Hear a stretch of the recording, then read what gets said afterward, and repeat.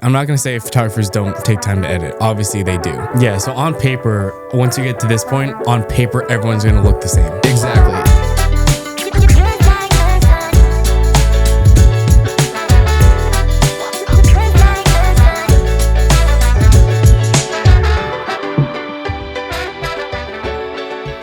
Welcome to another episode of the Gimbal Guys podcast. We're your hosts, Nick Jones and Sam Nato. Today is another one of those days where I have no idea what we're talking about, which I actually love. So I'm going to let Sam take over here and tell you guys what we're doing today, because I am right here with you. I think this is an interesting topic. It could go many different ways, could be controversial, also might not be. And it's also probably something a lot of couples are wondering about as well. But I wanted to talk a little bit about the financial side of things, specifically the cost of wedding videography. We're going to dive into a few things like how much is it actually worth? We're going to dive into a little bit about kind of like what certain things cost within videography, and then what you can probably expect to get from your money as a couple, you know, different price points, things like that. So I kind of just want to start out with what you think. If you were just asked, what is wedding videography worth? What would you say to that? And that's kind of a tough question. I know it's a tough question, but it's supposed to be like that. We're going to kind of like see, I guess, what you think. So I can answer this in a couple of different ways. The way I'm going to go, at least for now, is the amount of money that I personally would spend on wedding videography. So if I was hiring a videographer, I would probably try and stay under $5,000 for me personally. But there's definitely, like, this is the thing. I believe that you can get away with a cheaper photographer and still get really good quality, but hiring a cheaper videographer does not give you that same, like, higher quality that a cheap photographer could potentially give you. I 100% agree with that. I think you really are buying what you, like, paying for, or no, what's the word? You get what you pay for. Get what you pay for with videography, more so than photography. You can get away with a little bit more with photography. Yeah. So then, with that being said, I'm definitely more inclined to spend more on a videographer to get that higher quality. It also depends on the style, right? So, like, some people we know, like, you know, start at $10K and they have specific styles that personally I don't align with. So that's not something that I would even consider getting, because it's not my style. Not to say that every one who films that style starts that high, but the quality that they give and the experience they give all ties into it. Yeah. So that to say, we are priced in the middle of that. Yeah. So I'm not trying to sound hypocritical. I'm just saying what I would personally spend. Yeah. I think you had a good solid take on it. I think the question itself is pretty loaded, but I think wedding videography is worth however much you think it is worth. Yeah. Because whatever value you put on it, I mean, that's what you're going to look for. If you really don't care that much about wedding video, like, you're going to think everybody's too expensive. Right. If you love the result you're going to get from certain wedding videographers, you're going to put a higher value on that.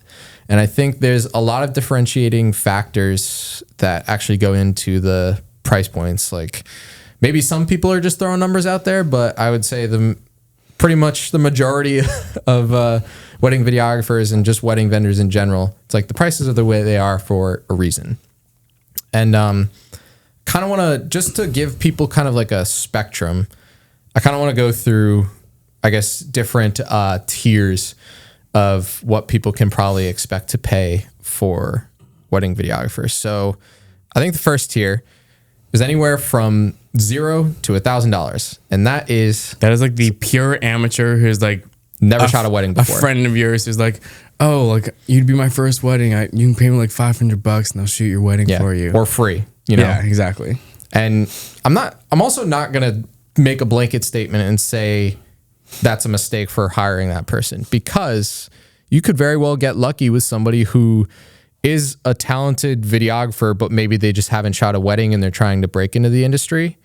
I know we've talked about DJs before and things like that. You know, if you hire a cheap DJ or something like that, you know, you're not going to get a good result. And I think the likelihood of you getting a good result at that price point is much slimmer, but it's not out of the question. Well, I also think that, similar to what you said before, like, it could be a good option for those who don't necessarily want video or don't value video that high. If, like, anyone should be willing to spend like $500 or free. If they like don't love videography and like don't really want it, but someone's offering it to you for like a couple $100, yeah, do it. What's the harm? Yeah. Because I mean, we're biased here, but like, you're going to regret not having some form of your wedding captured on video, whether it's a professional videographer or a content creator. You should probably have something in motion from your day, because it is hands down the best way to relive your day. Photos will help you remember it. Videos will help you relive it. Something we preach all the time.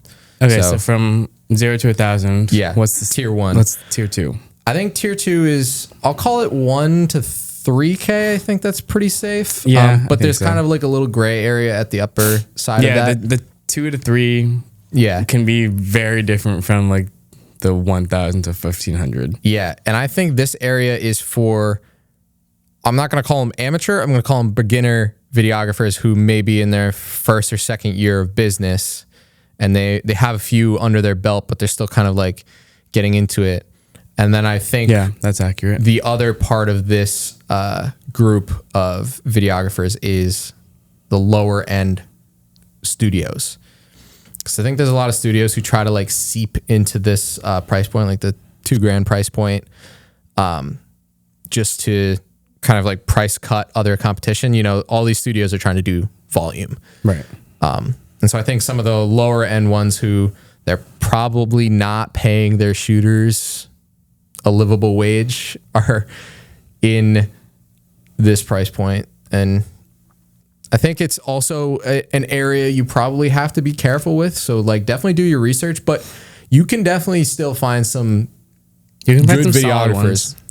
I mean, when we were in the, I mean, again, I'm biased, but when we were in the 2K price point, I think our films were pretty good.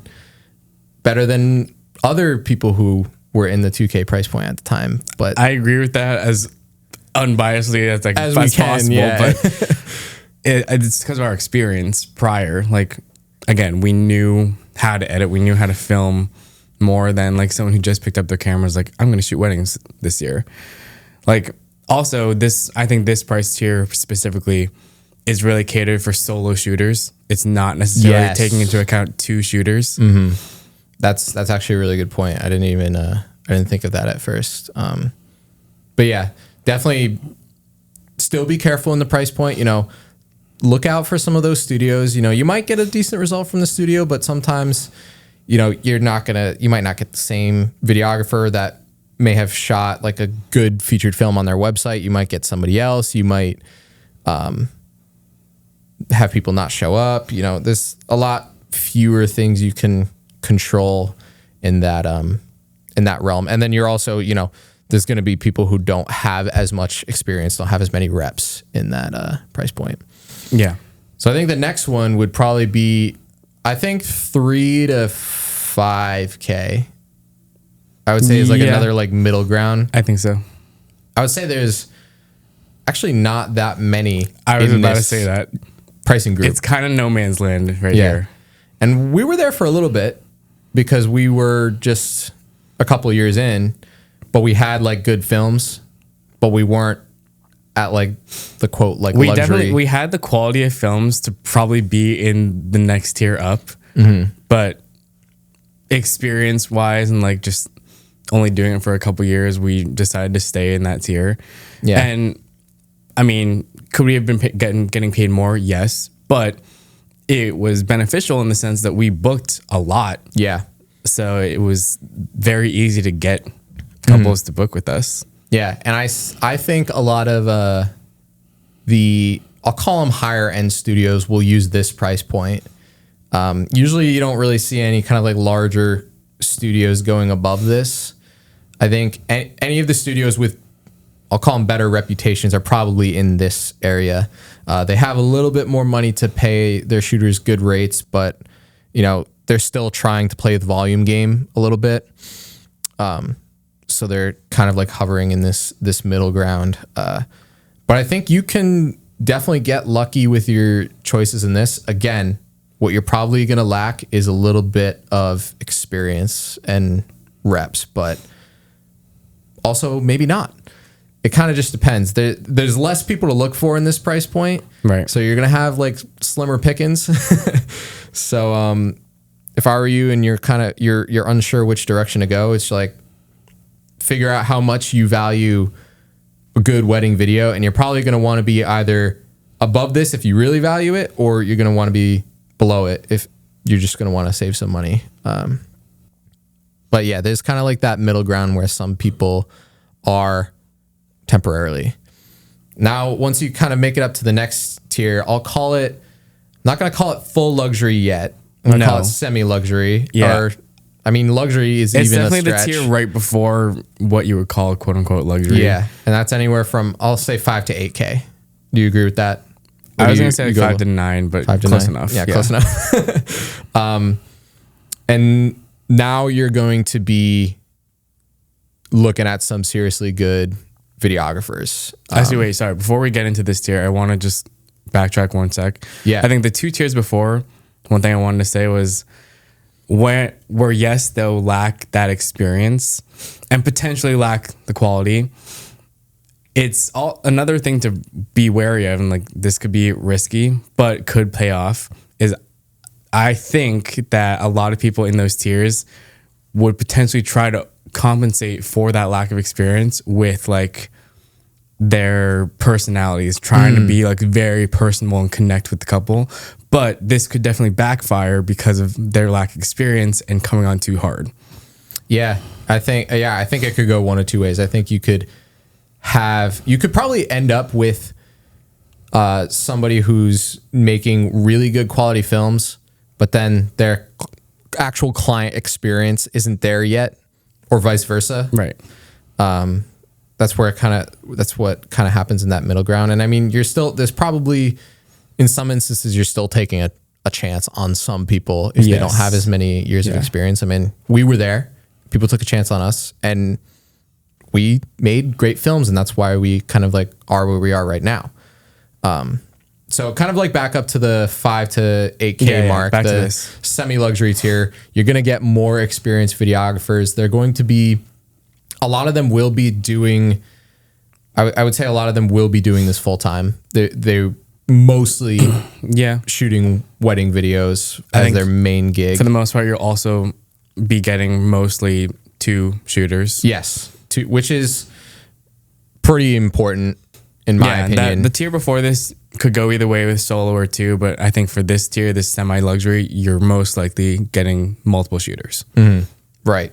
So yeah, you're going to get some better films in there. There's going to be some additional kind of like creative elements in there that will distinct people's style from other types of videography. People will really have like a defined kind of like brand presence, I guess. At this point in their careers, you know, being this experienced, they should have that brand and that style more or less dialed.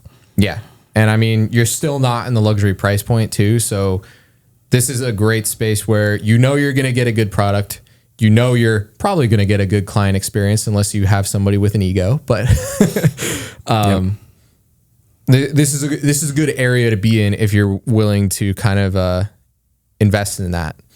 And you have because the you're not ability to do fully so. breaking the bank, but you're still getting an excellent. I mean, everybody defines breaking the bank a little differently, but okay. You're not going 5 figures. I'll say that. Yeah. And you're still getting a really, really good end product. Yeah. So that's a good area. I mean, at least in our service region, I think you can. I think this is pretty universal. That. Yeah. At least for the nation. At least for the US. So that it's a good area to be shopping for a videographer in.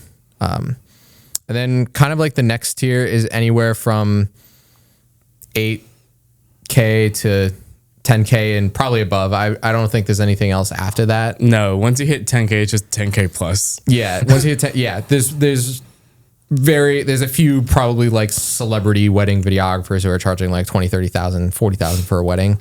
But those are But for those of you listening, I doubt you can afford a $30,000 videographer. You guys don't have time to listen to our podcast.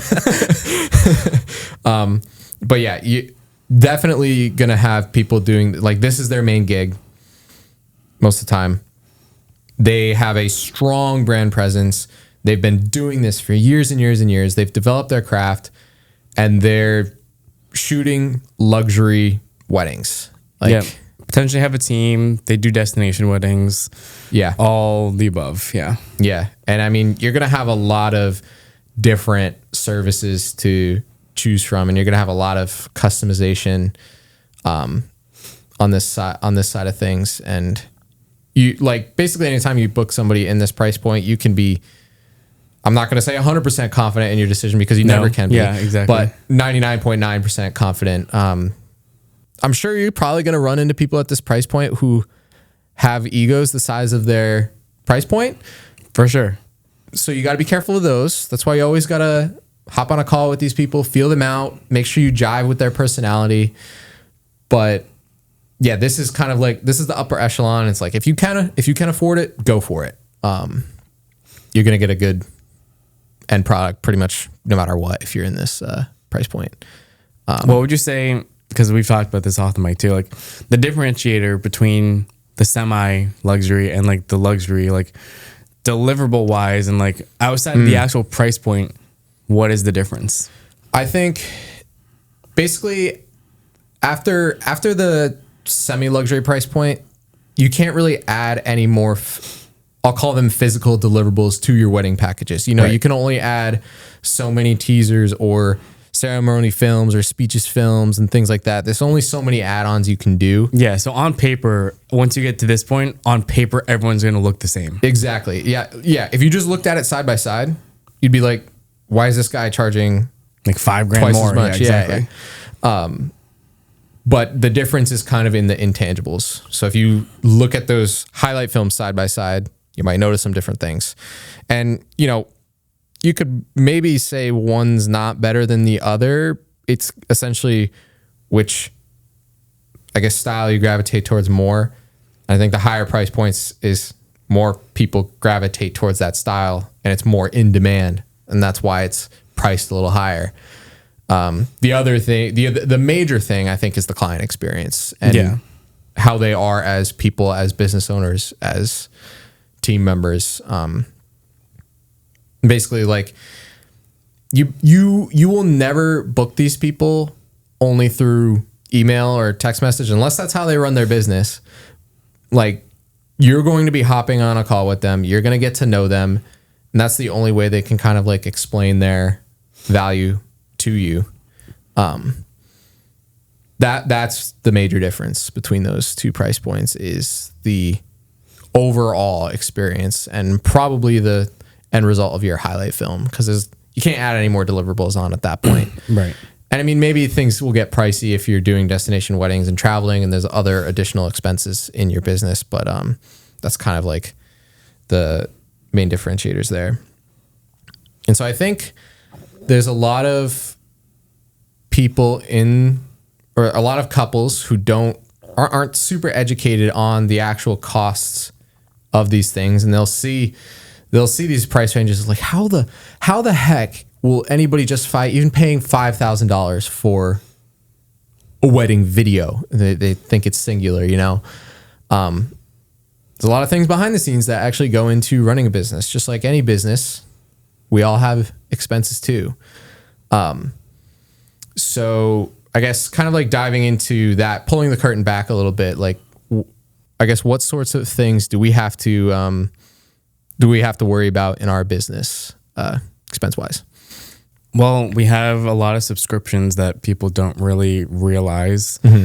We have the simple CRM expense of like the actual software we use to deal with invoice clients, and stuff like that. Like that costs money, believe it or not. And obviously music is a huge piece of these films. So we're not just, picking these random songs. We pay for multiple music licensing platforms to be able to use very high quality music, and that is expensive. Yeah. And I'll give a figure on this one because I don't think people realize how much like licensing quality music actually costs. Like we pay $1,500 a year to license high quality music, and that's not cheap, Other subscriptions will add up over time. I think that's just kind of scraping the surface. I mean, obviously the other thing is you got to live, And I think, us personally, we're not shooting weddings full time, which I don't want to take away from the fact that people who shoot full time weddings, like I'm not saying like we're inferior because we don't shoot weddings full time. I actually think it's sometimes a plus because we can shoot less weddings and pay more attention to them. But even if you are shooting weddings full time, and calling it full time, you're still probably only shooting them on the weekends. Right. Yeah. And it's a job, Yeah. Like everyone listening who has like a full-time 9 to 5, you're getting paid. Everyone who films these weddings and edits these weddings, it's a job to them. They need to get paid. Yeah. And even if you're only shooting weddings on the weekends, people will be like, how could you charge $5-6 grand for 8 hours, 10 hours? Because it's not. It's not. It's probably at the very least 5 times that. I would say more. At least for us specifically, because I know how much time I spend on the editing side of things. Yeah, I mean, there's all the time we spend on the calls. Yeah. Talking to people, which they can easily be an hour-long call, and we do that multiple times sometimes. Time to spend all those emails. Yeah, time it spends to look for those songs. That takes a while. And then the entire editing process does not happen overnight, people. It takes days, weeks sometimes to do. Like, why do you think our turnaround time is a handful of weeks? Like, we can't just sit down and do it like 10 hours straight, 15 hours straight, not sleep, and just be like, here you go, 48 hours later. Like, no.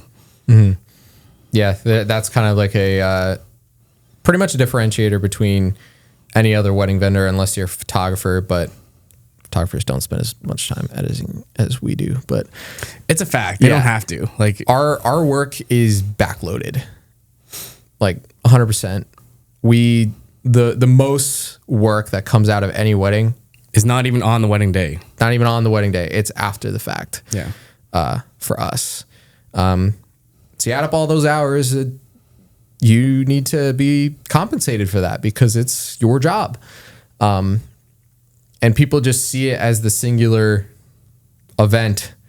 It's like, how can you charge this much for one event?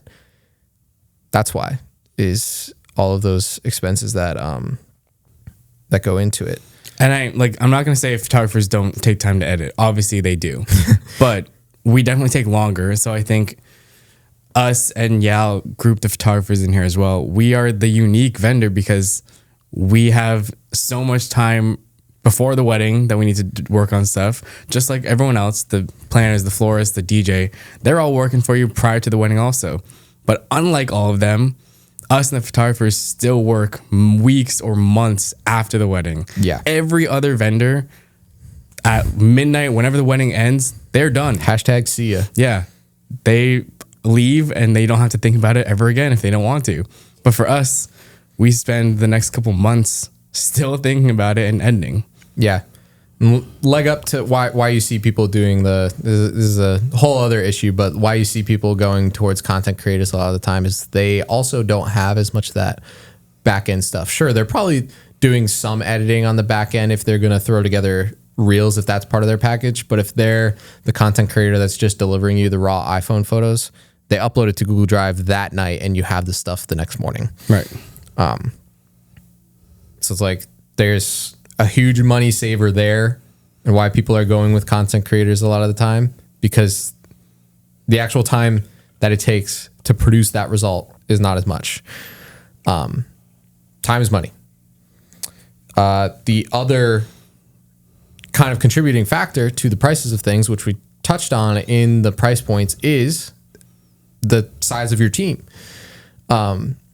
So you're pretty much always getting at least 2 videographers between the semi-luxury and luxury price points, unless you have somebody who's got their system down pat. But I know someone uses 4, sometimes 5. I'm like, dude, you're crazy. Yeah, that's different. Pretty much any any hourly rate that one shooter is getting is multiplied by 2.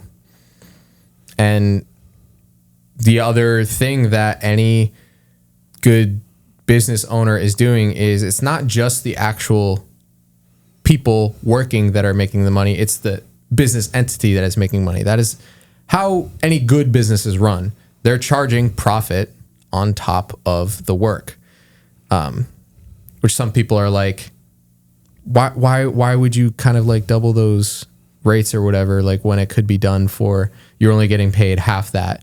It's because that's how literally any business in the world is working. It's like you think, yeah, no, literally every business in the world is doing that sort of thing. Right. I want to go a little bit into where we could dip into some controversial territory, but maybe not. I don't know. For kind of like our other filmmaker vendor audience, or even just couples who are curious, what do you think a wedding videographer is worth on an hourly rate? First, start off with a lead shooter, and then we'll kind of dive into second. Are we talking shooters. like only filming, like forgetting about the editing? Yeah, maybe we'll talk about editing if we can even think of it, but showing up on the day to film, what is that videographer worth per hour? Because it obviously depends, but it's hard to just put a random number, because it depends on how skilled they are. Mm-hmm. If we're talking the lead, I could say like up to $250 an hour. I think like it doesn't have to be that high, but it could easily be like $150, $200 an hour is not unreasonable. Yeah, I think at the very least, a lead shooter is at least making $100 an hour for just them being there shooting the thing. Second shooters is where it gets dicey, because there's a lot of controversy on what you should be paying your second shooters. So I mean, I think we and people we know, even outside of weddings, like in our little area, our network of videographers, we're pretty nice people. At least I would like to think we all are. And I think we all pay each other very well for what we ask each other to do. Because in other parts of the country, I know people who charge less than $50 an hour for their second shooters to come and shoot. Yeah, I know a few $25 an hour scenarios, and that's just wild. To them, that's reasonable. And like maybe for most people in the country, that is reasonable. To me, that's not. Like I would feel bad paying someone that. Yeah.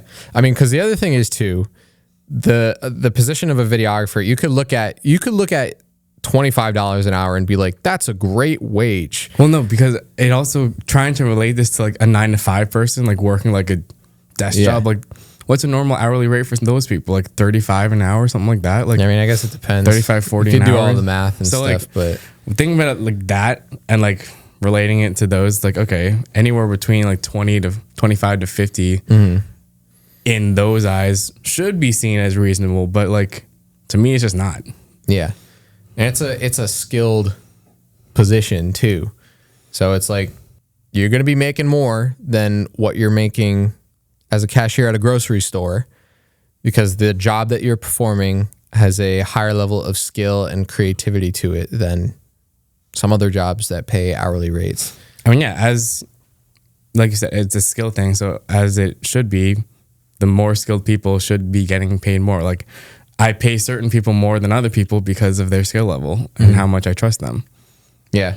And I think if we ever have to pay second shooters, we're unique where we run our business as kind of like a 2 lead shooter position, which is, there's some people who run their business, they might be in kind of like a lower price point because they might not have to pay their second shooters as much. But when we have to hire second shooters, we pay them as best as we can, because sometimes that gets people to do a better job. Even if on paper it's like, yeah, technically they should only be making like 50 to 75 an hour. It's like, sometimes we'll go above that because we want to motivate them to do better work. Okay, so if we're paying people, you know, that rough range, would you say that we're overpaying? Well, I mean, you could always make the argument that any profession is overpaid. It all goes back to how much you actually value the work that is being done. Yeah. All of these expenses and costs that go into doing our business actually really don't mean anything to the couples. I mean, we're just explaining it to say why our prices are what we are, but that doesn't, like, nobody, it's harsh to say, but nobody cares that we have to pay the bills, you know?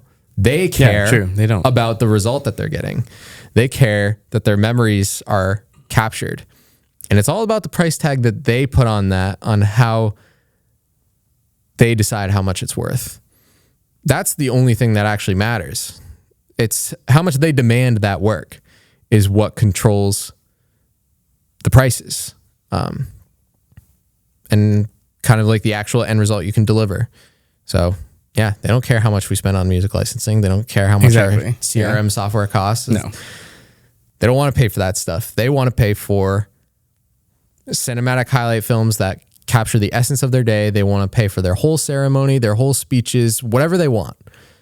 Those are the things that couples are looking for. And I think that's kind of like the important takeaway for anything in the wedding industry. You know, people could try to justify why something is as expensive as it is.